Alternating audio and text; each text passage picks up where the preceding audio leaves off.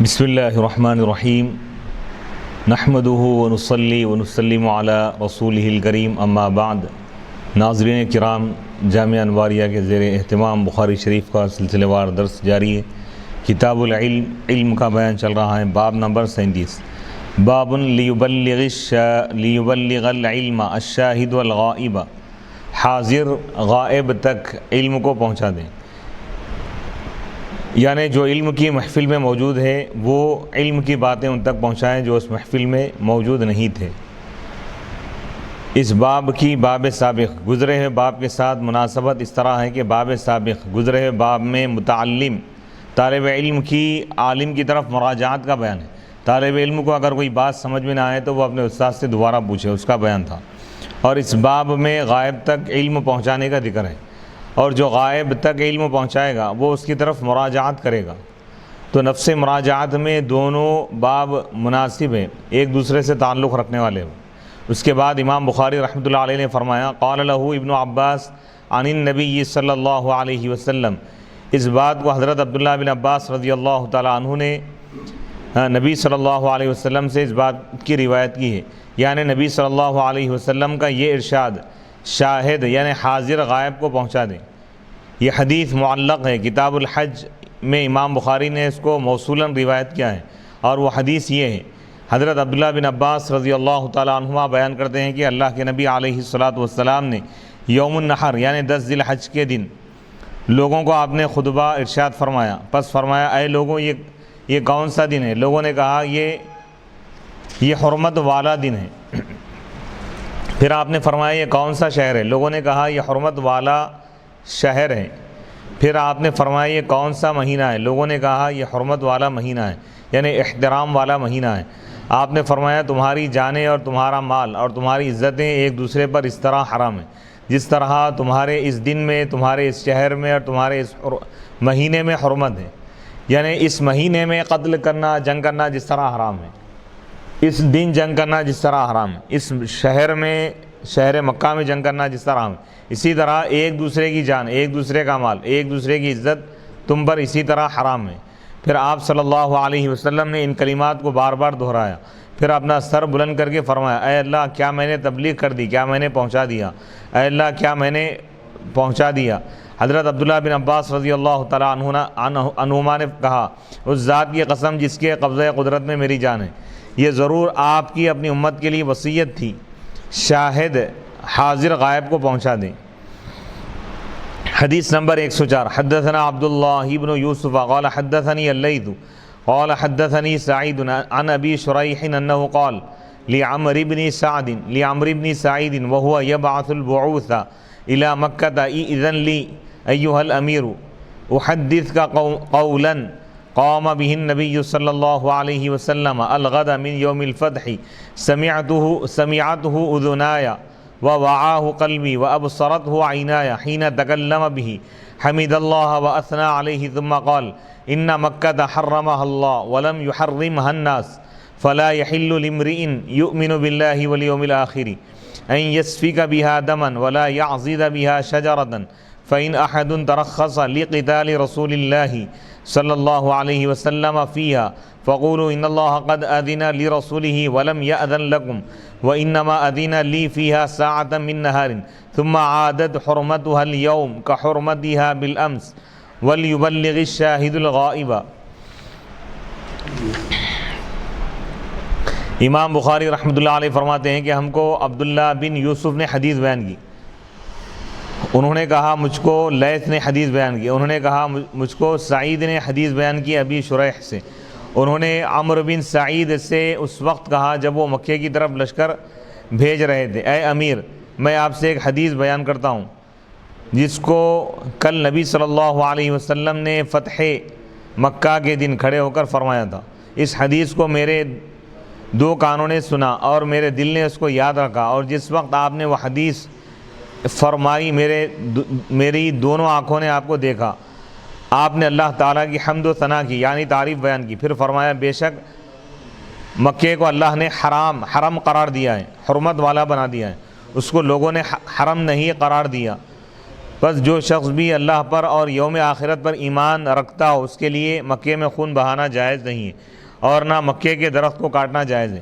پس اگر کوئی شخص مکے میں اللہ کے رسول علیہ السلام کے قتال کرنے سے قتال کی رخصت پر استدلال کرے، یعنی حضور علیہ السلام کے جنگ کرنے کی وجہ سے جنگ کرنے کو اگر جائز سمجھے تو اس سے کہو بے شک اللہ نے اپنے رسول کو اجازت دی تھی اور تمہیں اجازت نہیں دی ہے، اور مجھے اس میں صرف دن کی 1 ساعت میں اجازت دی تھی، چند لمحات کے لیے، چند گھنٹوں کے لیے اللہ نے اجازت دی تھی۔ آج اس کی حرمت پھر لوٹ کر آ گئی ہے جیسا کہ کل اس کی حرمت تھی، اور شاہد حاضر کو چاہیے کہ وہ غائب کو یہ حدیث پہنچا دے۔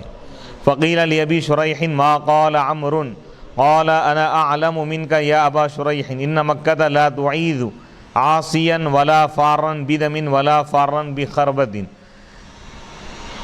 پھر ابو شریح سے پوچھا گیا اس کے جواب میں کہ اس کے جواب میں عمرو بن سعید نے کیا کہا؟ اس نے کہا اے ابو شریح، میں اس مسئلے کو تم سے زیادہ جانتا ہوں، بے شک مکہ کسی نافرمان کو پناہ نہیں دیتا، اور نہ قتل کر کے بھاگنے والے کو، اور نہ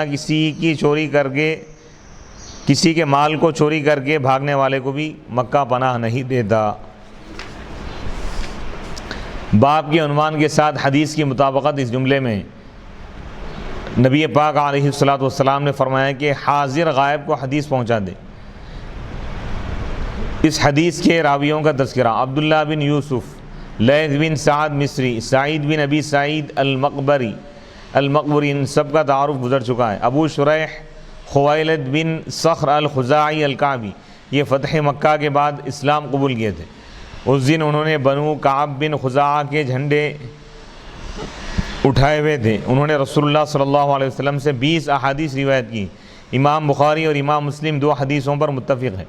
امام بخاری ایک حدیث کے ساتھ منفرد ہیں، یعنی امام بخاری رحمۃ اللہ علیہ تنہا ان کی احادیث میں سے صرف ایک حدیث کو بیان کی۔ الواقدی نے کہا ہے کہ حضرت ابو شریح عقلائے اہل مدینہ میں سے تھے، مدینہ منورہ کے، مدینہ والوں میں جو دانشور ہیں، زیادہ سوجھ بوجھ رکھنے والے لوگوں میں آپ کو شمار تھا۔ 68 ہجری میں وفات پائے۔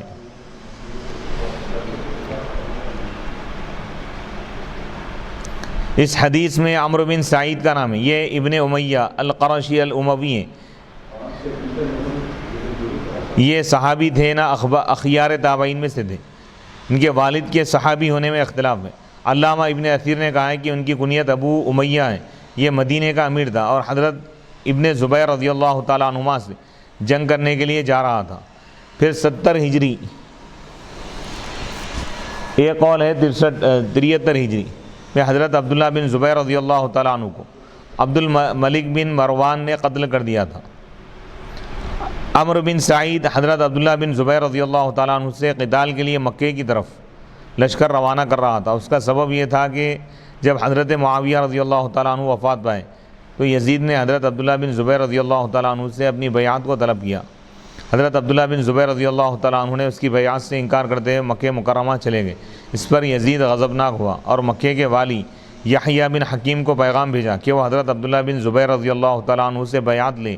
اس نے حضرت عبداللہ بن زبیر رضی اللہ تعالیٰ عنہ سے بیعت لے کر یزید کے پاس پیغام بھیج دیا۔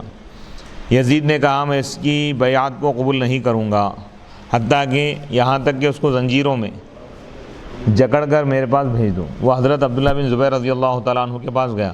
حضرت عبداللہ بن زبیر رضی اللہ تعالیٰ عنہ نے کہا میں بیت اللہ کی پناہ میں ہوں۔ یزید نے انکار کیا اور عمرو بن سعید کو لکھا کہ وہ مکے کی طرف لشکر روانہ کرے، تو عمرو بن سعید اس لشکر کو بھیج رہا تھا۔ علامہ ابو الحسن علی بن ابی الکرم المعروف بابن الاثیر، ابن اثیر فرماتے ہیں عبد الملک بن مروان نے 3000 شامیوں کے لشکر کا حجاج بن یوسف کو امیر بنایا۔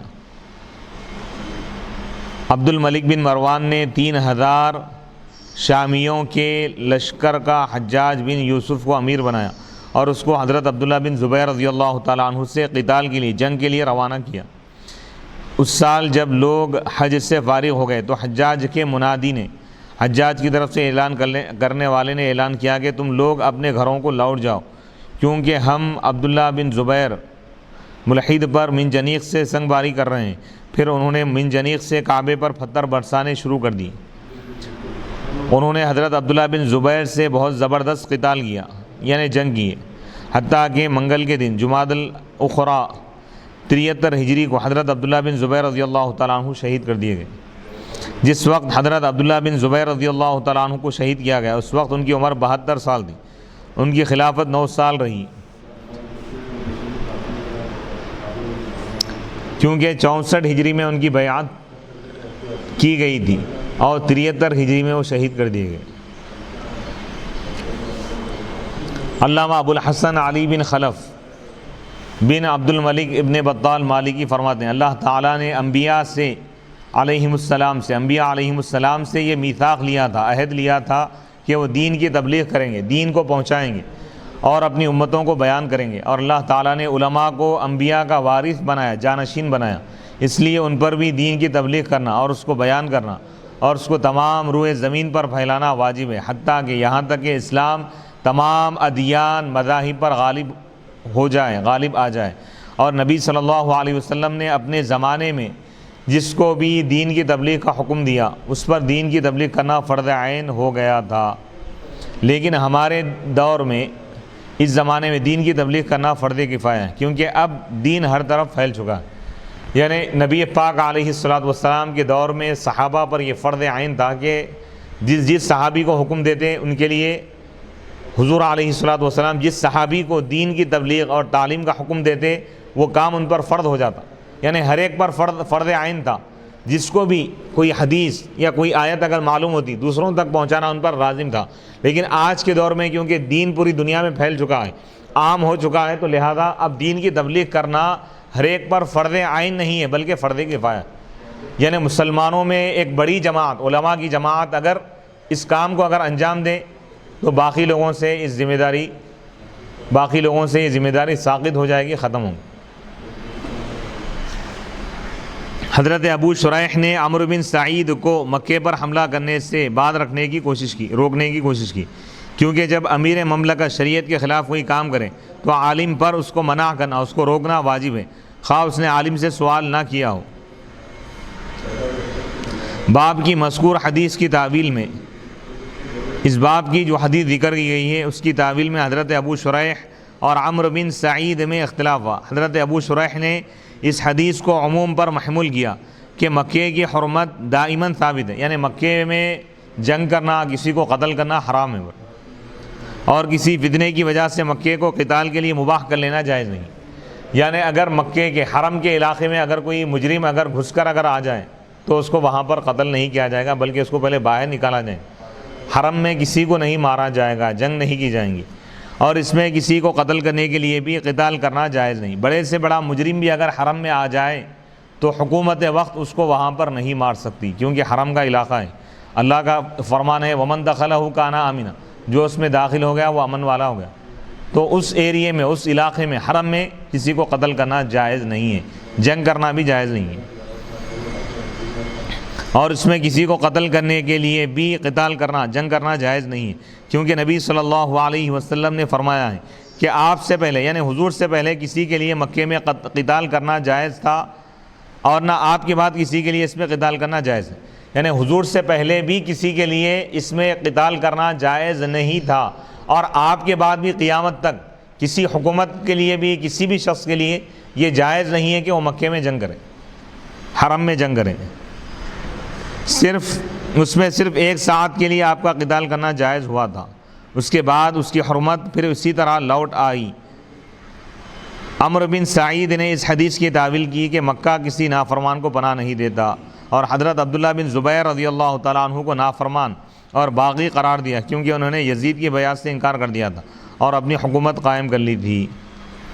عمرو بن سعید کے مقابلے میں حضرت ابو شریح کی تصریح وضاحت زیادہ اولیٰ ہے، بہتر ہے، کیونکہ وہ صحابی ہیں اور اس حدیث کے راوی، وہ اس حدیث کے معنی اور مفاہیم اور اس کے سبب کو سب سے زیادہ جاننے والے تھے۔ علماء اہل سنت کے نزدیک حضرت عبداللہ بن زبیر رضی اللہ تعالیٰ عنہ یزید اور عبد الملک بن مروان کی بنسبت خلافت کے زیادہ لائق اور حقدار تھے، کیونکہ ان دونوں سے پہلے حضرت عبداللہ بن زبیر رضی اللہ تعالیٰ عنہ کی بیعت کر لی گئی تھی اور وہ رسول اللہ صلی اللہ علیہ وسلم کے صحابی ہیں۔ اور امام مالک نے کہا کہ حضرت عبداللہ بن زبیر رضی اللہ تعالیٰ عنہ عبد الملک بن مروان سے اولاد تھے، زیادہ بہتر تھے۔ علامہ بدر الدین عینی نے یہ بھی لکھا ہے، فرمایا ہے کہ حضرت عبداللہ بن زبیر رضی اللہ تعالیٰ عنہ یزید کی بنسبت خلافت کے زیادہ حقدار تھے۔ اور ابن بطال کی یہ عبارت انہوں نے بیان کی، نقل کی۔ اس حدیث میں فتح مکہ کا ذکر ہے۔ 20 رمضان 8 ہجری میں مکہ فتح ہوا تھا، رمضان کی 20 تاریخ، رمضان کا مہینہ، اور 8 ہجری سن 8 ہجری میں مکہ فتح ہوا تھا۔ عمرو بن سعید نے جو حضرت عبداللہ بن زبیر رضی اللہ تعالیٰ عنہ کے متعلق کہا تھا کہ حرم عاصی نافرمان کو پناہ نہیں دیتا، اس پر تبصرہ کرتے ہوئے شیخ علی بن احمد بن سعید بن حزم اندلسی نے کہا ہے اس لئیم شیطان شرطی فاسق کی کوئی کرامت نہیں ہے، اس کا ارادہ یہ تھا کہ وہ رسول اللہ صلی اللہ علیہ وسلم کے صحابی سے زیادہ جاننے والا ہے، اور یہ فاسق ہی اللہ، اس کے رسول اور ان کے خلفاء کا عاصی اور نافرمان تھا، یعنی عمرو بن سعید۔ علامہ ابن بطال مالکی نے کہا ہے، فرمایا ہے کہ اس میں اختلاف ہے کہ جب صحابی کسی حدیث کو روایت کرے اور اس حدیث کی تعویل اس صحابی نے بھی کی ہو اور بعد کے علماء نے بھی کی ہو تو کس کی تعویل کو ترجیح دی جائے گی؟ یعنی ایک صحابی ایک روایت، کوئی حدیث روایت کرے اور اس کے بعد اس کے کوئی معنی بیان کرے، اس کی تعویل کرے، اس کے بعد والے کوئی اور تعویل کر رہے ہیں، تو کس کی تعویل، کس کے معنی کو اختیار کیا جائے گا، ترجیح دی جائے گی؟ علماء کی ایک جماعت نے کہا ہے کہ اس صحابی کی تعویل کو ترجیح دی جائے گی کیونکہ وہ اس حدیث کے راوی ہیں، وہ اس حدیث کے سبب کو دوسروں سے زیادہ جاننے والے ہیں۔ دوسروں نے یہ کہا ہے کہ اگر اس کی تعویل صحیح نہ ہو تو پھر اس کی تعویل لازم نہیں ہے۔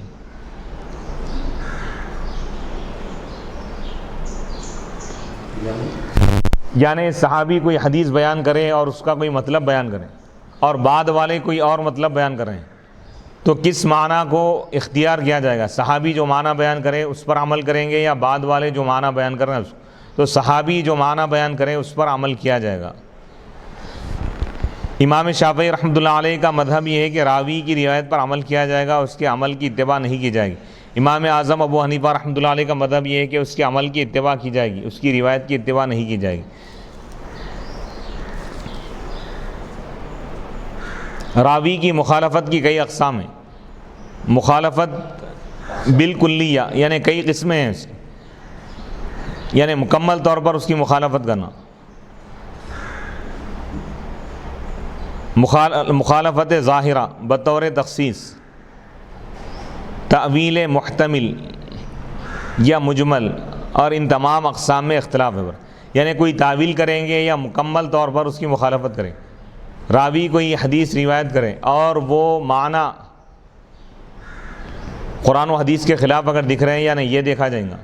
اس کے متعلق ائمہ کا اختلاف ہے، اس کی تفصیل بیان کی جا رہی ہے۔ امام شافعی کا مذہب یہ ہے کہ راوی کی روایت پر عمل کیا جائے گا اور اس کے عمل کی اتباع نہیں کی جائے گی۔ یعنی راوی ایک حدیث روایت کر رہے ہیں اور ان کا عمل اس حدیث کے خلاف ہے تو بولیں کہ حدیث میں جو ہے اس پر عمل کیا جائے گا، راوی کے عمل کو نہیں دیکھا جائے گا، اس کے عمل کی اتباع نہیں کی جائے گی۔ امام اعظم ابو حنیفہ رحمۃ اللہ علیہ کا مذہب یہ ہے کہ اس کے عمل کی اتباع کی جائے گی، اس کی روایت کی اتباع نہیں کی جائے گی۔ دونوں میں اختلاف ہوگا۔ امام شافعی فرما رہے ہیں کہ کوئی محدث، کوئی راوی کوئی حدیث روایت کرے اور اس روایت کرنے والے کا عمل حدیث کے خلاف ہے تو امام شافعی فرما رہے ہیں کہ راوی کے عمل کو نہیں دیکھا جائے گا، راوی کے عمل پر عمل نہیں کیا جائے گا بلکہ حدیث پر عمل کیا جائے گا۔ امام اعظم فرماتے ہیں کہ راوی کے عمل کی اتباع کی جائے، اس کی روایت کی اتباع نہیں کی جائے گی۔ پس جب حدیث عام ہو تو کیا راوی کے عمل کی وجہ سے اس میں تخصیص کی جائے گی؟ حدیث عام ہے، اس میں الفاظ جو ہے وہ عام ہیں، کیا اس میں سے کوئی صورت کو خاص کیا جائے گا؟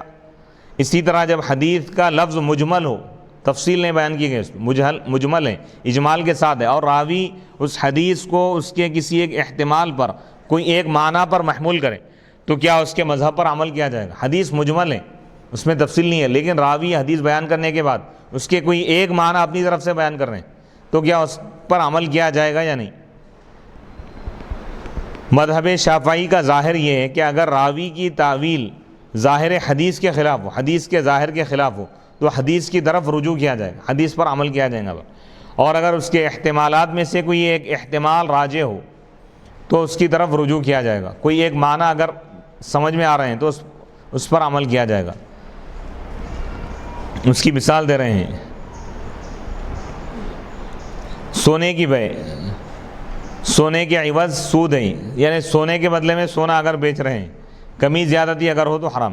مگر جو دست بدست ہو، یعنی نقد اگر بے ہے تو یہ حرام نہیں ہے، سود نہیں ہے. حضرت عبداللہ بن عمر رضی اللہ تعالیٰ عنہ نے اس حدیث کو اس پر محمول کیا ہے کہ اسی مجلس میں قبضہ ہونا چاہیے، یعنی دونوں خریدنے والا بیچنے والا اپنی اپنی چیز کو لے لے، حاصل کر لے اسی محفل میں، ادھار نہ ہو بے ہو. اسی طرح حضرت عبداللہ بن عمر رضی اللہ تعالیٰ عنہما سے حدیث مروی ہے کہ بائع اور مشتری کو اختیار ہوتا ہے جب تک وہ متفرق نہ ہو، جدا نہ ہو. بیچنے والے اور خریدنے والے کو اختیار ہوتا ہے جب تک کہ وہ جدا نہ ہو، علیحدہ نہ ہو. حضرت عبداللہ بن عمر رضی اللہ تعالیٰ عنہما نے اس حدیث کو تفرق بالابدان، تفریق ابدان پر محمول کیا ہے. تفریق ابدان سے مراد ہے یہ ہے کہ جدا ہونا دو قسم کا ہے، ایک تو محفل جدا ہوں گی اور ایک یہ ہے کہ وہ دونوں اس محفل سے اٹھ کر چلے جائیں گے. یہاں پر کیا مراد ہے؟ تو حضرت عبداللہ بن عمر رضی اللہ تعالیٰ عنہ مراد یہ لیے کہ وہ دونوں اٹھ کر چلے جائیں، تو اب وہ محفل ختم ہوگی. ایک شخص کوئی چیز بیچا، دوسرا شخص خرید لیا، ابھی وہ لوگ اس محفل سے اٹھ کر نہیں گئے تو اس چیز کو واپس کرنے کا اختیار رہے گا، دونوں بیع کو توڑنے کا اختیار رہے گا. کب تک؟ جب تک وہ جدا نہ ہو. جدا ہونا کیسا ہے؟ یا تو جسم کے ساتھ ہوگا یا محفل کے اعتبار سے ہوگا. یہاں پر جسم کے ساتھ جدا ہونا مراد ہے، یعنی وہ دونوں اٹھ کر اگر چلے جائیں یا دونوں میں سے کوئی ایک اٹھ کر چلے گیا تو اب دوسرے شخص کو وہ بیع توڑنے کا اختیار نہیں رہے گا. فقہاء احناف نے کتے کے جھوٹے کے بارے میں حضرت ابو ہریرہ رضی اللہ تعالیٰ عنہ کی حدیث ذکر کی ہے کہ رسول اللہ صلی اللہ علیہ وسلم نے فرمایا، جب تم میں سے کسی کے برتن میں سے کتا پی لے تو اس برتن کو 7 مرتبہ دھو. یہ حدیث صحیح بخاری میں موجود ہے، حدیث نمبر 172، صحیح مسلم میں، سنن نسائی میں، سنن ابن ماجہ میں. اور حضرت ابو ہریرہ رضی اللہ تعالیٰ عنہ کا مذہب یہ تھا کہ 3 دفعہ دھونے پر اقتصار کرنا جائز ہے، اکتفا کرنا جائز ہے، اور 7 مرتبہ دھونا مستحب ہے. راوی اس حدیث کو روایت کرے کہ 7 مرتبہ دھونے کا حضور حکم فرمائے، لیکن روایت کرنے والے جو راوی ہے حضرت ابو ہریرہ صرف 3 مرتبہ دھوتے تھے. 7 مرتبہ دھونا مستحب ہے یہ کہا انہوں نے.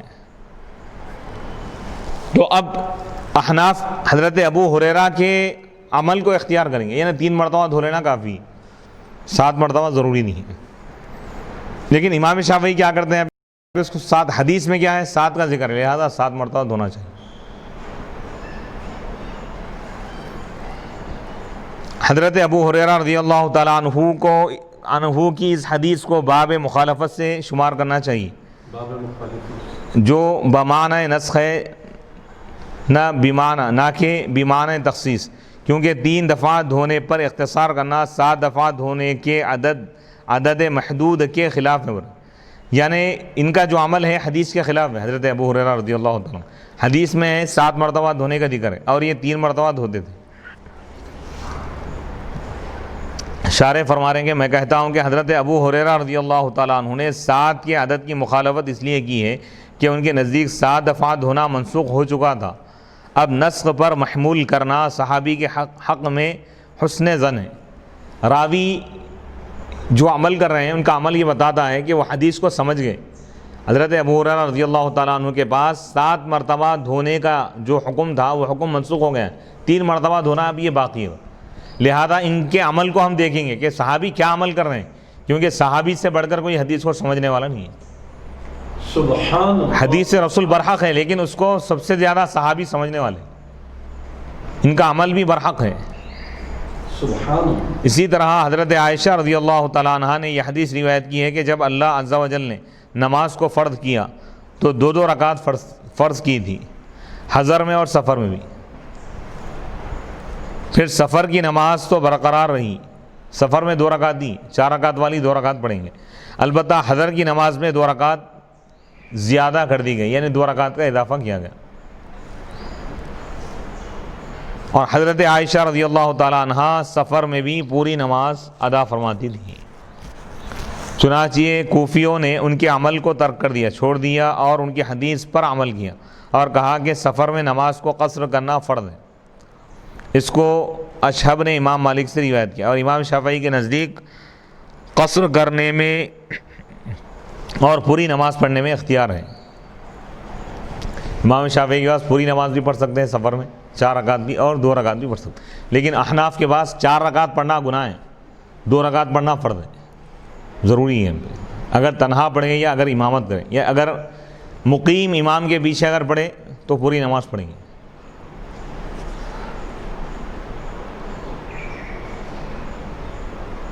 حرم میں حدود اور قصاص نافذ کرنے کے متعلق ائمہ کا مذہب، ائمہ کے مذاہب اور ان کی رائے۔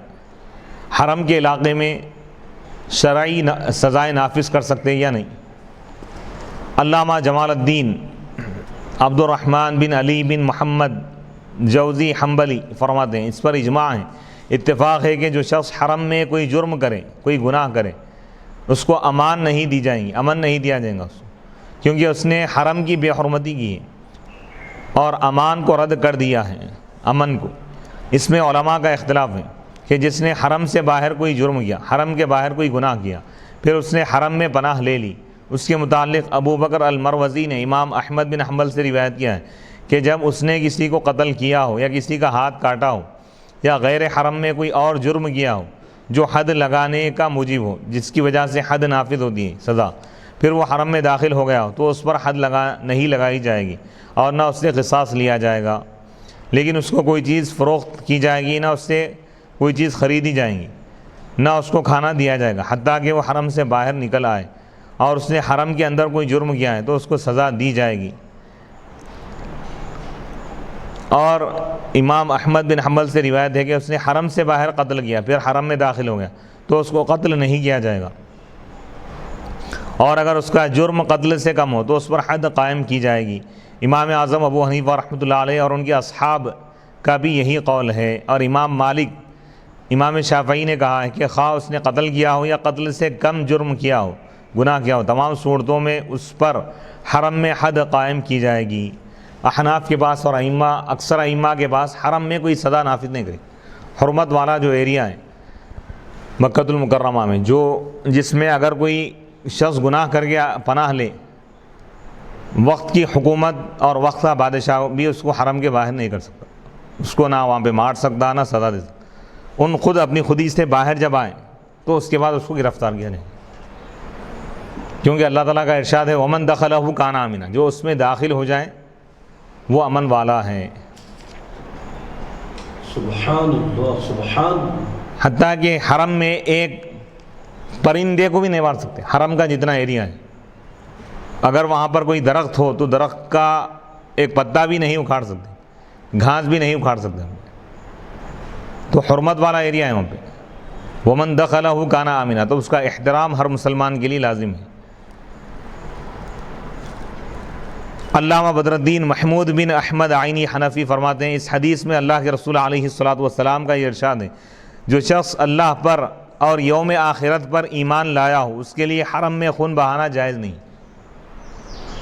بڑے سے بڑا مجرم بھی اگر آ گیا ہو پناہ لے لے، کیونکہ اب اللہ کی بارگاہ میں آ گیا نا، اللہ کے گھر میں آ گیا ہے، اب کوئی اس کو وہاں پہ قتل نہیں کر سکتا، مار نہیں سکتا، بشرط ہے کہ وہ مومن اگر ہو، مومن اگر ہو تو وہی اس حدیث سے کافر بھی اگر ہے تو نہیں مار سکتا، پہلے اس کو حرم کے باہر کریں گے، ان خود حرم کے باہر آ جانا، کھانا پانی اس کا بند کر دیا جائے، تو وہ اپنی ضروریات کے لیے جب باہر نکلیں گا تو اس کو گرفتار کر لیا جائے گا۔ اس حدیث سے امام اعظم ابو حنیفہ نے یہ استدلال کیا ہے کہ جو شخص حرم میں پناہ لے لے اس کو قتل نہیں کیا جائے گا۔ حدیث کے الفاظ عام ہیں۔ امام مالک اور امام شافعی حرم میں حد جاری کرنے کے قائل ہیں، یعنی کوئی اگر سزا نافذ کرنا ہے تو وہاں پہ کر سکتے ہو رہے، کوئی شخص چوری کر کے حرم میں آ گیا تو حرم کے علاقے میں اس کا ہاتھ کاٹا جا سکتا ہو رہا ہے، احناف ورے نہیں۔ کوئی شخص قتل کر گیا اب اس کی سزا قتل ہے تو قصاص حرم میں وہ لوگ لے سکتے ہیں، امام شافعی امام مالک کے بعد، لیکن امام اعظم ابو حنیفہ رحمۃ اللہ علیہ امام احمد بن حنبل کے بعد نہیں لے سکتے، کیونکہ حرم کا ایریا ہی اس کا احترام لازم ہے۔ امام مالک اور امام شافعی حرم میں حد جاری کرنے کے قائل، ان کا استدلال ان احادیث سے، وہ لوگ جو دلیل پیش کر رہے ہیں یہ احادیث ہیں۔ مصعب بن سعد اپنے والد سے روایت کرتے ہیں کہ فتح مکہ کے دن اللہ کے رسول علیہ الصلوۃ والسلام نے 4 مردوں اور 2 عورتوں کے سوا تمام لوگوں کو آپ نے امان عطا فرمائی تھی۔ آپ نے فرمایا ان کو قتل کر دو، 4 افراد کے متعلق فرمائے تھے، خواہ تم ان کو کعبے کے پردوں کے ساتھ لٹکا ہوا دیکھو، کعبے کا غلاف بھی اگر وہ اوڑھ لیں، اگر اس کے اندر چھپ جائیں تب بھی وہاں سے نکال کے ان کو مار دو فرمایا۔ 4 افراد کو انہیں بتا رہے ہیں۔ عکرمہ بن ابی جہل، ابو جہل کا بیٹا تھا وہ، عبداللہ بن خطل اور مقیس بن سبابہ، عبداللہ بن سعد بن ابی سرح۔ رہا عبداللہ بن خطل تو وہ کعبے کے پردوں سے لپٹا ہوا تھا، اس کو پکڑ لیا گیا۔ حضرت سعید بن حریث اور حضرت عمار بن یاسر رضی اللہ تعالیٰ عنہما دونوں اس پر جھپٹے، اس پر وار کیا۔ حضرت سعید نے حضرت عمار پر سبقت کی، یعنی آگے بڑھ گئے، وہ 2 آدمیوں سے زیادہ طاقتور تھے تو انہوں نے اس کو قتل کر دیا۔ رہا مقیس بن سبابہ تو اس کو لوگوں نے مکے کے بازار میں پکڑ کر قتل کر دیا۔ رہے اکرمہ تو وہ سمندر میں سوار ہو گئے، وہاں سے بھاگ گئے اور ان کو آندھی اور طوفان نے آ لیا۔ کشتیوں والوں نے کہا اپنے خداؤں سے خلوص کے ساتھ دعا کرو، آج تمہیں کوئی چیز بچا نہیں سکتی۔ اکرمہ نے کہا آج مجھے سمندر سے صرف اخلاص بچا سکتا ہے اور نہ خشکی میں مجھے اس کے سوا کوئی بچا سکتا ہے۔ اے اللہ میں تجھ سے یہ عہد کرتا ہوں کہ اگر تو نے مجھے اس طوفان سے بچا لیا جس میں میں مبتلا ہوں تو میں سیدنا محمد صلی اللہ علیہ وسلم کی خدمت میں حاضر ہوں گا اور آپ کے ہاتھ میں اپنا ہاتھ رکھ دوں گا تو میں ان کو ضرور معاف کرنے والا، کرم کرنے والا پاؤں گا۔ تو وہ آ کر اسلام لے آئے اور رہا، یعنی بعد میں اسلام لا لیے۔ اکرمہ بن ابی جہل، ابی جہل ابو جہل کا بیٹا، اسلام قبول کر لیا۔ اور رہا عبداللہ بن سعد بن ابی سرح تو وہ حضرت عثمان بن عفان رضی اللہ تعالیٰ عنہ کے پاس چھپ گیا تھا وہ شخص، عبداللہ بن سعد بن ابی سرح۔ مفتی صاحب تو ابو جہل کے 2 بیٹے تھے کیا؟ ابو جہل کے ایک بیٹے کو اگر وہ کعبے کے غلاف میں بھی لپٹا ہوا ہو تو اس کو جو ہے قتل کر دیا جائے، قتل کا یہاں جو ذکر آیا ہے نا یہ 4 افراد کا ذکر ہے، ایک اس میں سے ابو جہل کا بیٹا ہے، وہ بھاگ کر وہاں سے چلا گیا، بعد میں آگے اسلام قبول کر۔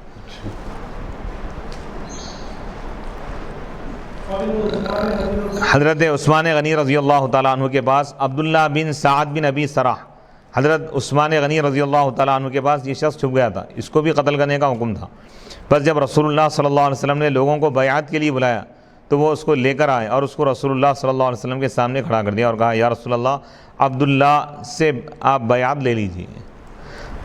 رسول اللہ صلی اللہ علیہ وسلم نے اس کی طرف نظر اٹھا کر 3 بار دیکھا اور ہر مرتبہ اس کو بیعت کرنے سے انکار کیا۔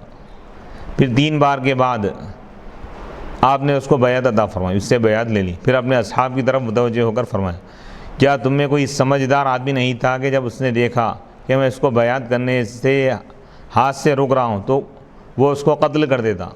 صحابہ نے کہا یا رسول اللہ ہم نہیں جانتے کہ آپ کے دل میں کیا ہے، آپ نے ہمیں آنکھ سے اشارہ کیوں نہ کر دیا؟ آپ نے فرمایا نبی کے لیے خیانت کرنے والی آنکھ نہیں ہونی چاہیے، یعنی حضور علیہ الصلوۃ والسلام سخت ناراض تھے اس شخص سے۔ لیکن جب وہ حضرت عثمان غنی رضی اللہ تعالیٰ عنہ کے توسل سے آ گیا اور آگے کھڑا ہو گیا، 3 مرتبہ تو اب انکار کر دی، لیکن جب وہ مسلسل حضور کی بارگاہ میں کھڑا رہا تو حضور علیہ الصلوۃ والسلام معاف فرما دی اس کو۔ عبداللہ بن خطل کا نام عبد العزیٰ ابن خطل تھا، یہ اسلام لے آیا اور اس کا نام رسول اللہ صلی اللہ علیہ وسلم نے عبداللہ رکھا۔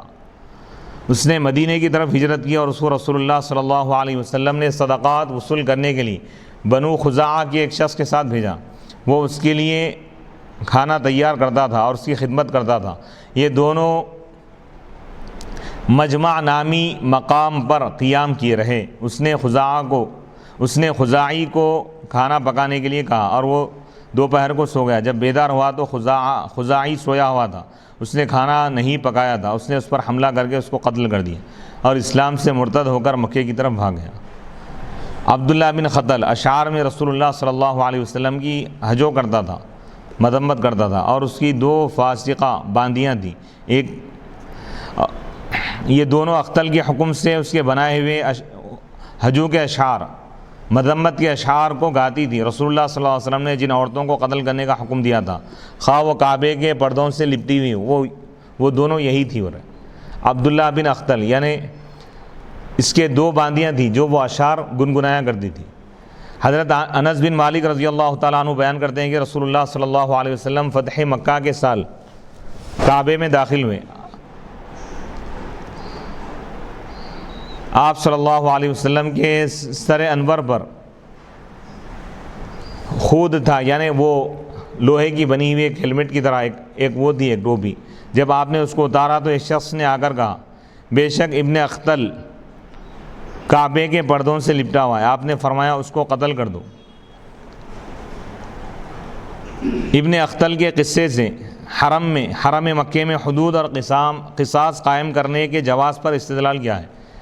یعنی امام شافعی اور امام مالک رحمۃ اللہ علیہما اس حدیث سے، اس واقعے سے وہ لوگ استدلال کر رہے ہیں کہ حرم میں قصاص لے سکتے ہیں، بدلہ لے سکتے ہیں، حد شرعی سزا نافذ کر سکتے ہیں۔ ابن اختل کے قصے سے حرم مکے میں حدود اور قصاص قائم کرنے کے جواز پر استدلال کیا گیا ہے، دلیل پیش کی گئی۔ علامہ ابن عبد البر مالکی نے کہا ہے کیونکہ ابن اختل نے اس خزاعی انصاری کو قتل کر دیا تھا، اس لیے اس مسلمان کے قصاص میں ابن خطل کو قتل کر دیا گیا۔ علامہ سہیلی نے کہا ہے کہ کعبہ کسی عاصی نافرمان کو پناہ نہیں دیتا اور نہ کسی واجب حد کو قائم کرنے سے روکتا ہے، منع کرتا ہے۔ علامہ نووی نے کہا جو فقہا کعبے میں قصاص لینے سے منع کرتے ہیں، روکتے ہیں، وہ یہ کہتے ہیں کہ ابن خطل کو اس ساعت میں قتل کیا گیا تھا جس ساعت میں آپ کے لیے مکے میں قتال کو حلال کر دیا گیا تھا۔ احناف یہ جواب دیتے ہیں کہ ابن خطل کو حرم میں جو قتل کیا گیا تھا یہ اس گھڑی میں قتل کیا گیا تھا جس گھڑی میں حضور کے لیے مکے میں جنگ کرنا جائز قرار دیا گیا۔ فتح مکہ کے دن اللہ تعالیٰ چند لمحات کے لیے یا چند گھنٹوں کے لیے حضور کے لیے حرم کو اللہ تعالیٰ حلال کر دیا تھا۔ یعنی اگر حضور چاہیں تو اگر کسی مشرک، کسی کافر اور کسی بدمعاش کو، کسی مجرم کو آپ قتل کر سکتے ہیں، اس سے جنگ کر سکتے ہیں، تو ان لمحات میں قتل کیا گیا۔ بعد میں یہ حکم ختم ہو گیا، بعد میں کسی کے لیے جائز نہیں ہے کہ وہ وہاں پر کسی کو قتل کرے، حتیٰ کہ قصاص میں بھی قتل نہیں کیا جا سکتا حرم کے علاقے میں، کوئی سزا نافذ نہیں کی جا سکتی۔ ایک بات یہ ہو گئی، سیدنا عثمان غنی رضی اللہ عنہ جس شخص کو آپ لے کر آئے تھے اور 3 مرتبہ پیارے نبی صلی اللہ علیہ وآلہ وسلم سے عرض کیا کہ یا رسول اللہ اس سے بیعت لے لیجئے، یعنی اللہ کے رسول صلی اللہ علیہ وآلہ وسلم آپ جو سکوت فرمائیں، خاموش رہے، تو صحابہ سے فرمایا کہ تم نے اس کا قتل کیوں نہیں کیا؟ تو اس حدیث سے کیا یہ مسئلہ نکلتا ہے کہ جو شخص اسلام کے دشمن ہو، مسلمانوں کو تکلیف پہنچائے، اسلام کو تکلیف پہنچائے، اسلام کی نیک نامی متاثر کریں، ابھی وہ اسلام قبول نہیں کرے، اسلام قبول کرنے کی نیت سے اپنی ظاہری اعتبار سے تو اس وقت وہ اپنی جان بچانے کے لیے سیدنا عثمان غنی رضی اللہ عنہ کا دامن پکڑ کر پیارے نبی کی بارگاہ میں آ گیا، ان کا وسیلہ لے کر، ان کے توسط سے، لیکن اب اسلام قبول کرنے کی نیت سے وہ آیا ہے، ابھی قبول نہیں کیا ہے، لیکن اسلام کو سخت نقصان پہنچانے والا ہے، تو اس صورت میں اس کے اسلام قبول کرنے سے پہلے اگر اس کا قتل کر دیا جائے تو کیا یہ جائز ہے؟ جبکہ یہ شخص اسلام کو نقصان پہنچانے والا ہے، مسلمانوں کو ایذا اور تکلیف دینے والا ہے، ابھی نیت کیا ہے اسلام قبول کرنے کی، ابھی قبول نہیں کیا، اس میں کیا مسئلہ ہے مفتی صاحب؟ کیا نیت کرنا خود اسلام گویا قبول کر لینا ہے؟ اسلام قبول کا ابھی کیا نہیں، زبان سے اقرار نہیں کیا کلمے کا، ابھی اسلام قبول کرنے کے لیے وہ جا رہا ہے کسی کے ہاتھ پر بیعت کر کے وہ اسلام قبول کرے گا، یا پھر صرف نیت بھی کر لے تو وہ اسلام میں داخل ہو جائے گا، یا بیعت کر کے اپنی زبان سے جب اقرار کرے گا تب وہ اسلام میں داخل ہوگا، پھر اس کا قتل کر سکتے نہیں کر سکتے، یہ کیا مسئلہ ہے مفتی صاحب؟ اس حدیث میں جن 6 اشخاص، 4 مردوں اور 2 عورتوں کا جو ذکر آیا ہے، یہ اسلام اور مسلمانوں کے انتہائی کٹر دشمن تھے، تو اس لیے اللہ کے رسول علیہ الصلوۃ والسلام نے فرمایا کہ یہ لوگ معافی کے قابل نہیں ہیں، لہذا جہاں یہ لوگ ملے ان کو قتل کر دیا جائے۔ تو جب تک وہ زبان سے کلمہ نہیں پڑھے گا وہ مسلمان شمار نہیں ہوگا، اس کا حکم وہی ہوگا جو کافروں کا حکم۔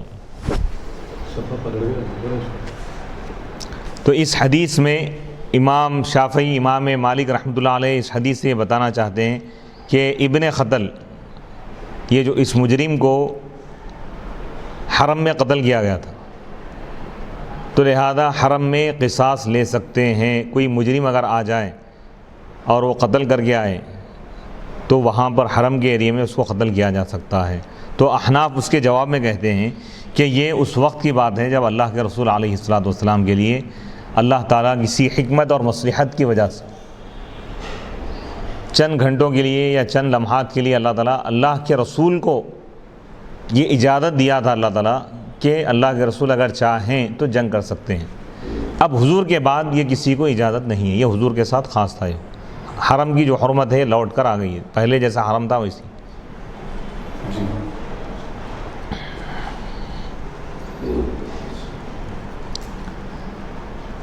جس ساعت میں آپ کے لیے مکے میں قتال کو حلال کر دیا گیا تھا، جس لمحے میں یا جن گھڑیوں میں، اور ہمارے اصحاب شافعیہ نے اس کا یہ جواب دیا ہے کہ جس ساعت میں آپ مکے میں داخل ہوئے تھے اس ساعت سے لے کر مکے میں آپ کے غلبے تک کی ساعت میں آپ کے لیے قتال کو مباح کیا گیا تھا، اور ابن خطل کو اس کے بعد قتل کیا گیا تھا۔ یہ لوگ شافعی کیا بول رہے ہیں؟ بعد میں قتل کیے گئے، وہ جو وقت مقرر کر دیا گیا اس کے بعد اس کو قتل کیا گیا تھا۔ علامہ نووی نے اس جواب کو رد کر دیا۔ علامہ نووی کے اس جواب کو رد کر دیا گیا ہے کہ حضرت ابو شریح رضی اللہ تعالیٰ عنہ کی حدیث میں یہ مذکور ہے، یہ ذکر کیا گیا ہے کہ اس ساعت سے مراد دن کے اول وقت سے لے کر دخول عصر تک کا وقت ہے۔ دن کی ابتدا سے لے کر عصر کا وقت داخل ہونے تک حضور کو اجازت تھی جنگ کرنے کی، اور ابن خطل کو قطعی طور پر اس سے پہلے قتل کیا گیا تھا۔ عصر کا وقت آنے سے پہلے حضور کو جو وقت دے دیا گیا تھا نا، اس کے اندر اس کو قتل کیا گیا، اس وقت کے اندر حرم میں قتل کیا گیا تھا۔ تو وہی انہی لمحات میں جس میں اللہ تعالیٰ اجازت دیا، اجازت جب واپس لے لی گئی، یعنی اللہ تعالیٰ بعد میں پھر حرم کو حرم ہی قرار دے دیا اللہ تعالیٰ، یعنی اس میں کوئی جنگ نہیں کر سکتے، کسی کو قتل نہیں کر سکتے، کیونکہ حدیث میں یہ قید ہے کہ یہ اس وقت کا واقعہ ہے جب آپ نے اپنے سر سے خود اتارا تھا، خود یعنی جو ٹوپی تھی، جنگ کی جو ٹوپی ہے، اور یہ اس وقت کی بات ہے جب آپ مکے میں قیام کیے تھے۔ امام ابن خزیمہ نے کہا ہے کہ آپ نے جو فرمایا اللہ تعالیٰ نے میرے سوا کسی کے لیے حرم میں قتال کو حلال نہیں فرمایا، جائز نہیں کیا، اس سے مراد ان لوگوں کو قتل کرنا ہے جو اس دن ابن خطل کے ساتھ قتل کیے گئے تھے، اور اللہ تعالیٰ نے اس ساعت میں آپ کے لیے قتال اور قتل دونوں کو حلال کر دیا تھا۔ اور ابن خطل وغیرہ کو قتال ختم ہونے کے بعد قتل کیا گیا۔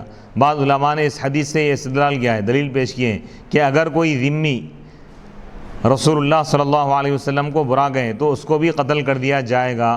علامہ ابن عبد البر نے اس استدلال کو رد کر دیا ہے، کیونکہ ابن خطل ذمی حربی یعنی ذمی نہیں حربی تھا، اور رسول اللہ صلی اللہ علیہ وسلم نے اہل مکہ کو جو امان دی تھی وہ اس میں داخل نہیں تھا، بلکہ نبی صلی اللہ علیہ وسلم نے اس کے ساتھ 4 مردوں اور 2 عورتوں کو قتل کرنے کا حکم دے کر ان کو امان سے مستثنیٰ کر لیا تھا،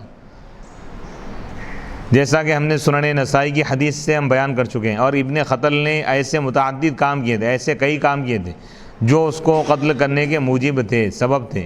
مثلا اس کا نبی صلی اللہ علیہ وسلم کی حجو کرنا، مذمت کرنا، اور مسلمان خزاعی انصاری کو قتل کرنا، اسلام کے بعد اس کا مرتد ہونا، اور اپنی فاسقہ باندیوں کو حکم دینا کہ اس کی کہی ہوئی نبی صلی اللہ علیہ وسلم کی حجو اسے گا کر سنائیں۔ علامہ خطابی نے کہا ہے چونکہ اس نے اسلام میں جرائم کا ارتکاب کیا، گناہوں کا، بڑے بڑے گناہوں کا، اس لیے اس کو قتل کر دیا گیا۔ اور علامہ ابن عبد البر نے کہا ہے کہ اس کو مسلمان کے قصاص میں قتل کیا گیا، اور اس حدیث سے یہ استدلال بھی کیا گیا ہے کہ کافر قیدی پر اسلام پیش کیے بغیر بھی اس کو قتل کرنا جائز ہے۔ کافر قیدی اگر آ گیا، ابھی اسلام قبول نہیں کیا، اسلام قبول کرنے سے پہلے اس کو قتل کرنا جائز ہے۔ ابن خطل کو کعبے میں قتل کرنے کا رسول اللہ صلی اللہ علیہ وسلم نے جو حکم دیا تھا اس سے امام مالک اور امام شافعی نے یہ استدلال کیا ہے، دلیل پیش کی ہے۔ دلیل یہ ہے کہ کعبے میں بھی حدود اور قصاص کو قائم کرنا جائز ہے، لیکن ان کا یہ استدلال اس لیے صحیح نہیں ہے کہ آپ نے اس کو کعبے میں قتل کرنے کا حکم اس وقت دیا تھا جس وقت آپ کے لیے کعبے میں قتال کرنا اور قتل کرنا حلال کر دیا گیا تھا، جیسا کہ حافظ ابن حجر عسقلانی رحمۃ اللہ علیہ نے وضاحت سے ثابت کر دیا ہے۔ اور دوسری وجہ یہ ہے کہ ابن خطل عام مجرم یا عام قاتل یا عام مرتد نہیں تھا، بلکہ اس نے رسول اللہ صلی اللہ علیہ وسلم کی حجوں کر کے اور اپنی باندیوں کو حجوں کے اشعار گا کر پڑھنے کا حکم دے کر آپ کی شدید گستاخی کی تھی۔ اس لیے نبی صلی اللہ علیہ وسلم نے اس کے لیے سنگین سزا سنائی اور فرمایا کہ اگر ابن خطل کعبے کے پردوں میں اگر لپٹا ہوا ہو پھر بھی اس کو قتل کر دو۔ علامہ حافظ بدر الدین محمود بن احمد عینی حنفی نے بھی اس حدیث سے امام شافعی کے استدلال کے متعدد جوابات دیے ہیں۔ علامہ عینی فرماتے ہیں اس حدیث کے متعدد جوابات دیے گئے ہیں، کئی جوابات دیے گئے ہیں۔ پہلا جواب، وہ مرتد ہو گیا تھا، یعنی ابن خطل مرتد ہو گیا تھا، اس نے ایک مسلمان کو قتل کیا تھا اور وہ نبی صلی اللہ علیہ وسلم کی حجوں کرتا تھا۔ دوسرا جواب، وہ نبی صلی اللہ علیہ وسلم کی دی ہوئی امان میں داخل نہیں تھا، کیونکہ آپ صلی اللہ علیہ وسلم نے اس کو امان سے استثناء کر لیا تھا اور اس کو قتل کرنے کا حکم دیا تھا، خواہ وہ کعبے کے پردوں سے لپٹا ہوا ہو، چمٹا ہوا ہو۔ وہ اس ساعت میں قتل کیا گیا تھا جس ساعت میں آپ کے لیے، آپ علیہ الصلوۃ والسلام کے لیے قتل کرنا مباح تھا۔ علامہ عینی نے اس جواب پر یہ اعتراض کیا ہے کہ وہ ساعت آپ کے مکے میں داخل ہونے سے لے کر مکے پر آپ کے غلبے تک تھی اور اس کے بعد قتل کیا گیا تھا، اور آپ نے فرمایا تھا جو مسجد میں داخل ہو گیا اس کو امان ہے، اور اس کے بعد قتل کیا گیا تھا۔ علامہ عینی نے یہ جواب دیا ہے کہ ابن خطل ان لوگوں میں سے تھا جنہوں نے آپ سے قتال کیا تھا۔ اس حدیث میں اللہ کے رسول علیہ الصلوۃ والسلام کا یہ ارشاد ہے کہ اگر کوئی شخص مکے میں رسول اللہ صلی اللہ علیہ وسلم کے قتال کرنے کی وجہ سے مکے میں قتال کی رخصت پر استدلال کرے، یعنی قتال کو اگر جائز سمجھے، اس ارشاد میں یہ دلیل ہے کہ مکہ جنگ سے فتح ہوا ہے، صلح سے فتح نہیں ہوا۔ یہی اکثر علماء کا مذہب ہے۔ قاضی عیاض نے کہا یہ امام اعظم ابو حنیفہ رحمۃ اللہ علیہ، امام مالک اور امام اوزاعی کا مذہب ہے، لیکن نبی صلی اللہ علیہ وسلم نے اہل مکہ پر احسان فرمایا اور ان کے گھروں کو اور ان کے اموال کو ان کے پاس رہنے دیا اور ان کے اموال کو فے نہیں قرار دیا، مال غنیمت قرار نہیں دیا۔ امام شافعی نے کہا کہ مکہ صلح سے فتح ہوا ہے، اور اس حدیث کا یہ جواب ہے کہ اس کا محمل یہ ہے، اس کا مطلب یہ ہے کہ اگر رسول اللہ صلی اللہ علیہ وسلم کو مکے میں قتال کرنے کی ضرورت پیش آتی تو آپ کے لیے مکے میں قتال کرنا، جنگ کرنا جائز تھا، لیکن اس حدیث کے الفاظ امام شافعی کی تعویل کے خلاف ہے، کیونکہ رسول اللہ صلی اللہ علیہ وسلم نے فرمایا پس اگر کوئی شخص مکے میں رسول اللہ صلی اللہ علیہ وسلم کے قتال کرنے سے، مکے میں قتال کی رخصت پر استدلال کرے، دلیل اگر لے، تو اس سے کہو بے شک اللہ نے اپنے رسول کو اجازت دی تھی اور تمہیں اجازت نہیں دی ہے۔ آپ کے اس ارشاد میں صاف صراحت ہے، وضاحت ہے کہ آپ نے مکے میں قتال کیا تھا، یعنی مکہ جو فتح ہوا جنگ سے ہوا، اور مکہ قتال سے فتح ہوا ہے۔ اللہ کے رسول علیہ الصلوۃ والسلام نے فرمایا مکے کے کسی درخت کو نہیں کاٹا نہیں جائے گا۔ اس پر علماء کا اتفاق ہے کہ جن درختوں کو آدمیوں نے نہیں اگایا ان کو کاٹنا حرام ہے، اور جن درختوں کو آدمیوں نے اگایا ہے ان میں اختلاف ہے۔ آپ نے فرمایا شاہد حاضر غائب کو پہنچا دے۔ اس حدیث میں علم کو نقل کرنے اور سنن اور احکام کی تبلیغ اور اشاعت کا ثبوت ہے، یعنی پروف ہے اس میں کہ احادیث کو پہنچانا چاہیے، علم کی اشاعت کرنی چاہیے، پہنچانے کے جو ذرائع ہے اس کو اختیار کرنا چاہیے۔ اس حدیث میں حکام کو نرمی کے ساتھ نصیحت کرنے اور ان کے غلط کاموں کی اصلاح کرنے کی کوشش کا ثبوت ہے، اور یہ بتایا گیا ہے کہ اپنے مقصود پر گفتگو کرنے سے پہلے اللہ تعالیٰ کی حمد و ثنا کرنی چاہیے۔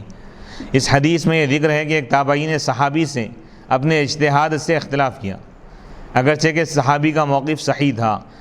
اس حدیث میں حضرت ابو شریح رضی اللہ تعالیٰ عنہ کی فضیلت ہے کہ انہوں نے نبی صلی اللہ علیہ وسلم کے حکم پر عمل کیا اور آپ کی حدیث پہنچائی۔ اس حدیث سے معلوم ہوا کہ جب عالم دین یہ دیکھیں کہ حکام وقت کے جو بادشاہ لیڈر دین میں تغیر کر رہے ہیں، تبدیلی لا رہے ہیں، تو وہ ان کو برملا ٹوکیں، علی الاعلان ان کو روکیں اور ان کو صحیح مسئلہ بتاتے ہوئے خواہ حکام نے ان سے سوال نہ کیا ہو، صحیح مسئلہ بتائے ان کو، اور ان کو صحیح مسئلہ بتائے، خواہ حکام نے ان سے سوال نہ کیا ہو۔ سوال کرنا ضروری نہیں ہے، حالات اگر دیکھ رہے ہیں کہ وقت کا بادشاہ، وقت کا لیڈر اسلام کے خلاف اگر جا رہا ہے، اگر وہ آ کے عالم سے پوچھے ہی تو یہ پوچھنا نہیں ہے، بولنا نہیں ہے، بلکہ غلط کام کرتے ہوئے دیکھے تو روکے اور ان کو صحیح راستہ بتائیں۔ اس حدیث میں آپ صلی اللہ علیہ وسلم نے فرمایا مکے کو اللہ نے حرم قرار دیا ہے، حرام قرار دیا ہے، اس کو لوگوں نے حرم نہیں بنایا ہے، حالانکہ اس کے خلاف یہ حدیث ہے۔ حضرت ابو سعید خدری رضی اللہ تعالیٰ عنہ بیان کرتے ہیں کہ رسول اللہ صلی اللہ علیہ وسلم نے فرمایا حضرت ابراہیم نے مکے کو حرم بنایا اور اہل مکہ کے لیے دعا کی، اور میں مدینے کو اس طرح حرم بناتا ہوں جس طرح حضرت ابراہیم علیہ السلام نے مکے کو حرم بنایا تھا۔ اس کا جواب یہ ہے کہ حضرت ابراہیم علیہ السلام نے اللہ تعالیٰ کے حکم سے مکے کو حرم بنایا تھا، از خود نہیں بنایا تھا، اس لیے فرمایا ہے کہ اس کو لوگوں نے حرم نہیں بنایا، لہذا مکے کو حرم بنانے کی اللہ کی طرف نسبت حقیقی ہے، اور حضرت ابراہیم علیہ السلام کی طرف یہ نسبت تعویل سے ہے اور مجاز عقلی ہے، یعنی انہوں نے اس کا حرم ہونا ظاہر فرمایا، اور رسول اللہ صلی اللہ علیہ وسلم نے جو مدینے کو حرم بنایا ہے وہ بھی اللہ تعالیٰ کے حکم سے بنایا ہے۔ حدیث نمبر 105 حدثنا عبد الله بن عبد الوهاب قال حدثنا حماد عن ایوب عن محمد عن ابن ابی بکرۃ عن ابی بکرۃ ذکر النبی صلی اللہ علیہ وسلم قال فإن ذکر النبی صلی اللہ علیہ وسلم قال فإن دماءکم واموالکم قال محمد وأحسبه قال وأعراضکم علیکم حرام كحرمة يومكم هذا في شهركم هذا ألا ليبلغ الشاهد منكم الغائب وكان محمد يقول صدق رسول الله صلى الله عليه وسلم كان ذلك ألا هل بلغت مرتين۔ امام بخاری رحمۃ اللہ علیہ فرماتے ہیں کہ ہم کو عبداللہ بن عبد الوہاب نے حدیث بیان کی، انہوں نے کہا ہم کو حماد نے حدیث بیان کی ایوب سے، وہ محمد سے روایت کرتے ہیں، وہ ابن ابی بکرہ سے روایت کرتے ہیں، وہ حضرت ابو بکرہ سے روایت کرتے ہیں کہ ذکر کیا گیا کہ نبی صلی اللہ علیہ وسلم نے فرمایا تمہاری جانیں اور تمہارے اموال،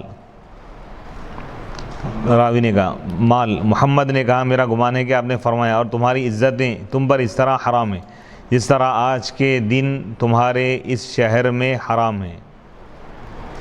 سنو تم میں سے شاہد حاضر کو چاہیے کہ غائب کو پہنچا دے۔ راوی محمد یہ کہتے تھے رسول اللہ صلی اللہ علیہ وسلم نے سچ فرمایا، آپ نے 2 بار فرمایا تھا سنو کیا میں نے تبلیغ کر دی، میں نے پہنچا دی حدیث۔ اس حدیث پاک کے روات کا تذکرہ، راویوں کا ذکر۔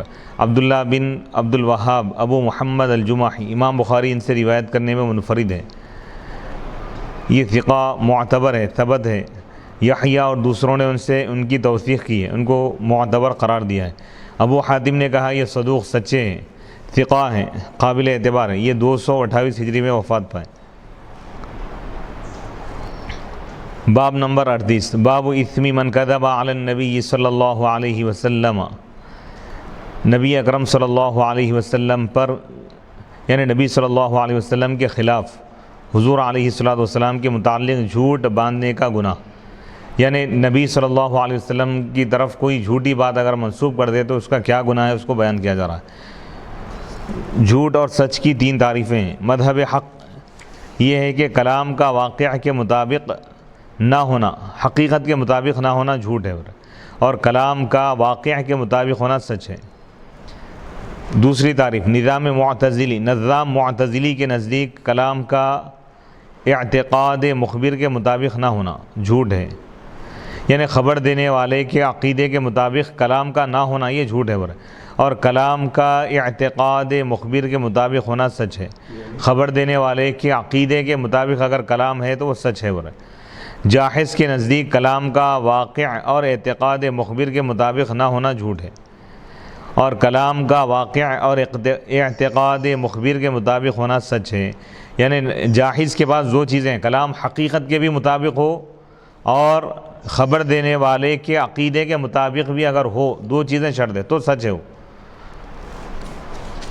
آخری تعریف کے اعتبار سے صدق اور کذب میں ایک واسطہ نکل آئے گا، یعنی سچ اور جھوٹ کے درمیان بھی ایک واسطہ ہوگا، یعنی جو کلام اعتقاد مخبر کے مطابق نہ ہو، خبر دینے والے کے عقیدے کے مطابق نہ ہو، خواہ واقع کے مطابق ہو یا نہ ہو، وہ کلام صادق ہوگا نہ کاذب۔ اس حدیث کی باب سابق گزرے ہوئے باب کے ساتھ مناسبت اس طرح ہے کہ باب سابق میں بیان کیا گیا تھا کہ جس کو علم نہ ہو اس کو علم پہنچایا جائے، اور اس میں یہ بتایا ہے کہ علم اور حدیث پہنچانے میں جھوٹ سے احتراز کیا جائے، بچا جائے۔ حدیث نمبر 106، حدثنا علی بن الجعدی قال اخبرنا شعبۃ قال اخبرنی منصور قال سمعت ربعی بن حراش یقول سمعت علیا یقول قال النبی صلی اللہ علیہ وسلم لا تکذبوا علی فإنه من کذب علی فلیلج النار۔ امام بخاری رحمۃ اللہ علیہ فرماتے ہیں کہ ہم کو علی بن جعد نے حدیث بیان کی، قال انہوں نے کہا ہم کو شعبہ نے خبر دی، قال انہوں نے کہا کہ مجھ کو منصور نے خبر دی، قال انہوں نے کہا میں ربعی بن حراش کو یہ کہتے ہوئے سنا، وہ فرماتے ہیں کہ میں نے حضرت علی رضی اللہ تعالیٰ عنہ کو یہ فرماتے ہوئے سنا، اللہ کے نبی صلی اللہ علیہ وسلم نے ارشاد فرمایا مجھ پر جھوٹ نہ باندھو، کیونکہ جس نے مجھ پر جھوٹ باندھا اسے دوزخ میں داخل ہونا چاہیے، یعنی وہ دوزخ میں جائے گا۔ اس حدیث کی باب کے عنوان کے ساتھ مطابقت اس طرح ہے کہ اس حدیث میں نبی صلی اللہ علیہ وسلم پر جھوٹ باندھنے والے کے لیے دوزخ کی وعید ہے، اور اس باب کا عنوان ہے نبی صلی اللہ علیہ وسلم پر جھوٹ باندھنے والے کا گناہ۔ علی بن جعد الجوہری البغدادی، شعبہ بن حجاج، منصور بن معتمر، ان سب کا تعارف گزر چکا ہے۔ ربعی بن حراش الغطفانی العبسی الکوفی، یہ بہت متقی اور عبادت گزار تھے، کہا جاتا ہے کہ انہوں نے بالکل جھوٹ نہیں بولا، انہوں نے یہ قسم کھائی تھی کہ وہ اس وقت تک نہیں ہنسیں گے جب تک کہ انہیں یہ معلوم نہ ہو جائے کہ ان کا ٹھکانہ کہاں ہے، جنت میں یا دوزخ۔ پھر موت کے بعد ہی ہنسنے لگے۔ ان کے 2 بھائی تھے، مسعود اور ربیع۔ مسعود نے موت کے بعد کلام کیا تھا، اور ربیع نے بھی یہ قسم کھائی تھی کہ وہ اس وقت تک نہیں ہنسیں گے جب تک کہ انہیں یہ معلوم نہ ہو جائے کہ وہ جنت میں ہے یا دوزخ، کہ وہ جنت میں ہے یا نہیں۔ ان کو غسل دینے والے نے بتایا کہ جب وہ تخت پر تھے مسلسل ہنستے رہے، حتیٰ کہ ہم انہیں غسل دے کر فارغ ہو گئے، یہاں تک کہ ہم ان کو غسل دے کر فارغ ہو گئے۔ ابن المدینی نے کہا مسعود سے صرف یہ چیز مروی ہے کہ انہوں نے موت کے بعد کلام کیا۔ ربعی کلام یعنی گفتگو کی۔ ربعی کی اولاد نہیں تھی، ان کے بھائی مسعود کی اولاد تھی۔ ابو الحسن القابسی نے کہا ربعی نے حضرت علی رضی اللہ تعالیٰ عنہ سے صرف اسی حدیث کا سماع کیا ہے، حدیث کو سنا ہے۔ وہ شام میں آئے اور الجابیہ میں انہوں نے حضرت عمر رضی اللہ تعالیٰ عنہ کا خطبہ سنا۔ العجلی نے کہا وہ ثقہ تابعی ہے، معتبر ہے۔ عمر بن عبدالعزیز رضی اللہ تعالیٰ عنہ کی خلافت میں سن 104 ہجری میں وفات پائے۔ حضرت سیدنا علی بن ابی طالب رضی اللہ تعالیٰ عنہ الہاشمی المکی المدنی امیر المؤمنین رسول اللہ صلی اللہ علیہ وسلم کے عم زاد یعنی چچا زاد بھائی، آپ کی صاحبزادی حضرت سیدتنا فاطمۃ الزہرا رضی اللہ تعالیٰ عنہ کے شوہر حضرت علی رضی اللہ تعالیٰ عنہ کی والدہ حضرت فاطمہ بنت اسد بن ہاشم تھی۔ یہ پہلی ہاشمیہ تھی جن سے ایک ہاشمی پیدا ہوئے۔ یہ اسلام لائی اور مدینہ کی طرف ہجرت کی۔ رسول اللہ صلی اللہ علیہ وسلم کی حیات میں وفات پائیں۔ رسول اللہ صلی اللہ علیہ وسلم نے ان کی نماز جنازہ پڑھی اور ان کے قبر میں اترے۔ حضرت علی رضی اللہ تعالیٰ عنہ کی کنیت ابو الحسن تھی، اور رسول اللہ صلی اللہ علیہ وسلم نے ان کی کنیت ابو تراب رکھی۔ رسول اللہ صلی اللہ علیہ وسلم نے ان کو اپنا بھائی بنایا تھا اور فرمایا تھا کہ تم دنیا اور آخرت میں میرے بھائی ہو۔ حضرت علی رضی اللہ تعالیٰ عنہ آپ کے 2 نواسوں کے والد ہیں اور پہلے ہاشمی مرد ہیں جن سے 2 ہاشمی پیدا ہوئے۔ جس 10 مسلمانوں کو صحابہ کو آپ نے جنت کی بشارت دی تھی ان میں سے ایک ہیں، اور ان 6 اصحاب شورا میں سے ایک ہیں جن سے رسول اللہ صلی اللہ علیہ وسلم اپنی وفات کے وقت راضی تھے۔ خلفائے راشدین میں سے ایک ہیں، ان کی وفات کے وقت راضی تھے، خلفائے راشدین میں سے ایک ہیں، اور علماء ربانیین اور مشہور بہادروں اور زاہدوں میں سے ایک ہیں۔ اسلام میں سبقت کرنے والوں میں سے ایک ہے، سابقین اولین میں سے ہیں۔ غزوہ تبوک کے سوا تمام مغازی میں، تمام جنگوں میں رسول اللہ صلی اللہ علیہ وسلم کے ہمراہ تھے، ساتھ تھے۔ غزوہ تبوک میں نبی صلی اللہ علیہ وسلم نے حضرت علی رضی اللہ تعالیٰ عنہ کو مدینے میں اپنا خلیفہ بنا دیا تھا، اپنا جانشین بنایا تھا۔ غزوہ احد میں حضرت علی رضی اللہ تعالیٰ عنہ کو 16 زخم لگے تھے۔ غزوہ خیبر میں آپ نے یعنی نبی صلی اللہ علیہ وسلم نے ان کو جھنڈا عطا کیا تھا اور یہ بشارت دی تھی کہ فتح ان کے ہاتھوں سے ہوگی۔ ان کے مناقب بہت زیادہ ہے اور شجاعت میں ان کے احوال بہت مشہور ہے، حالات۔ ان کا علم بھی بہت زیادہ ہے حضرت علی رضی اللہ تعالیٰ عنہ کا۔ انہوں نے رسول اللہ صلی اللہ علیہ وسلم سے 586 احادیث روایت کی۔ امام بخاری 9 احادیث کے ساتھ منفرد ہے اور امام مسلم 15 احادیث کے ساتھ منفرد ہے۔ 5 سال خلیفہ رہے ہیں۔ حضرت عثمان غنی رضی اللہ تعالیٰ عنہ کی شہادت کے بعد آپ کی بیعت کی گئی، کیونکہ اس وقت یہ سب سے افضل صحابی تھے۔ عبد الرحمن ابن ملجم نے جمعہ کی شب زہر میں بجھی ہوئی تلوار سے آپ کے دماغ پر ضرب لگائی، سر انور پر۔ 63 سال کی عمر گزار کر 19 رمضان سن 40 ہجری اتوار کی شب آپ کا وصال ہو گیا۔ آپ کا گندمی رنگ تھا، چوتھائی سر پر بال نہیں تھے، سر اور داڑھی کے بال سفید تھے۔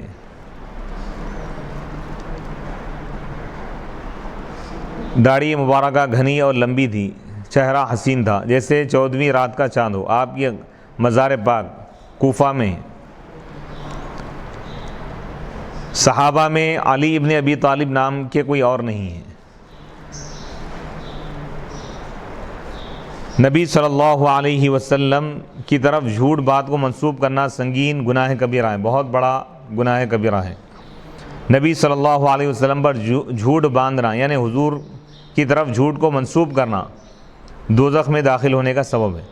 خواہ آپ کے دین کی تائید اور تقویت میں آپ کی طرف جھوٹی بات کی نسبت کی جائے یا آپ کے دین کو ضرر پہنچانے کے لیے آپ کی طرف جھوٹی بات کی نسبت کی جائے، اور اللہ تعالیٰ پر جھوٹ باندھنا بھی رسول اللہ صلی اللہ علیہ وسلم پر جھوٹ باندھنے میں داخل ہے، کیونکہ آپ پر جھوٹ باندھنے کے معنی ہے دین کے احکام میں جھوٹی بات گھڑ کر اس کی رسول اللہ صلی اللہ علیہ وسلم کی طرف نسبت کرنا۔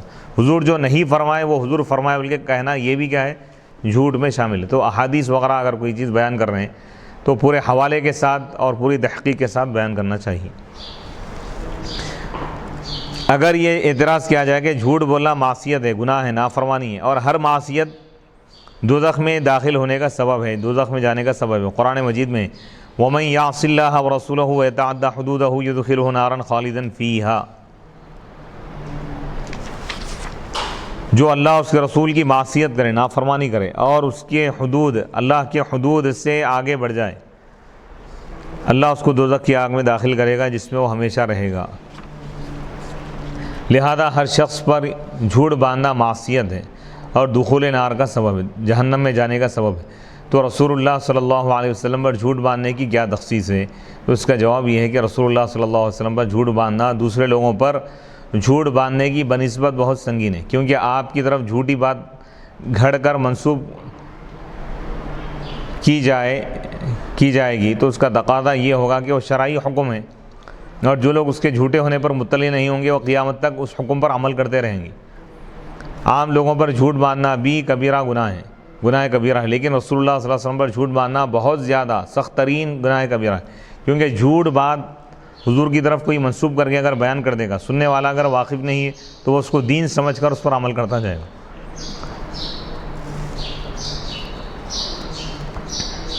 کیونکہ حضور کی طرف جو بھی بات منسوب کی جائیں گی سننے والا اس کو دین سمجھے گا، لہذا بغیر تحقیق کے کوئی بات بیان نہ کرے، حدیث بھی اگر بیان کرے تو حوالے کے ساتھ بیان کرے۔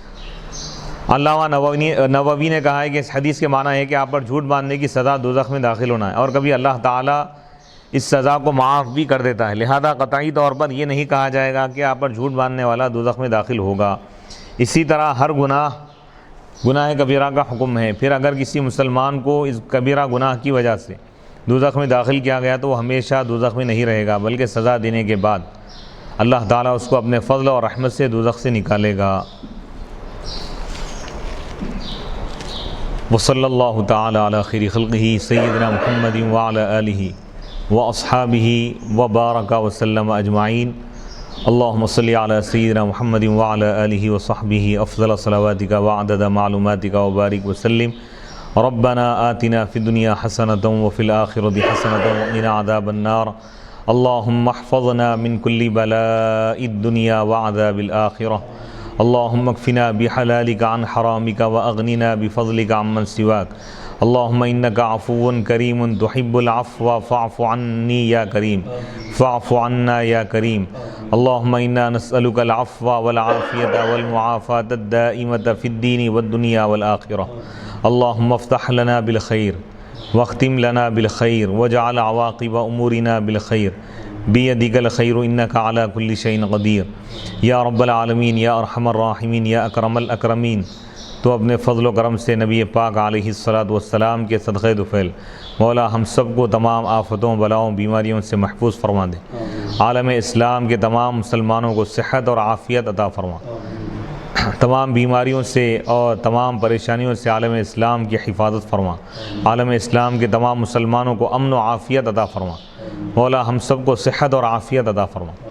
مولا ہم سب کو اور ہمارے اہل خانہ کو، ہمارے متعلقین اور اہل خاندان کو اور دنیا کے تمام مسلمانوں کو مولا کورونا وائرس جیسی خطرناک بیماری سے محفوظ فرما دے۔ مولا جو اس بیماری میں مبتلا ہیں مولا ان کو شفا عطا فرما، جو اس میں انتقال کر چکے ہیں مسلمان مولا ان کو شہادت کا درجہ عطا فرما، ان کی مغفرت فرما دے۔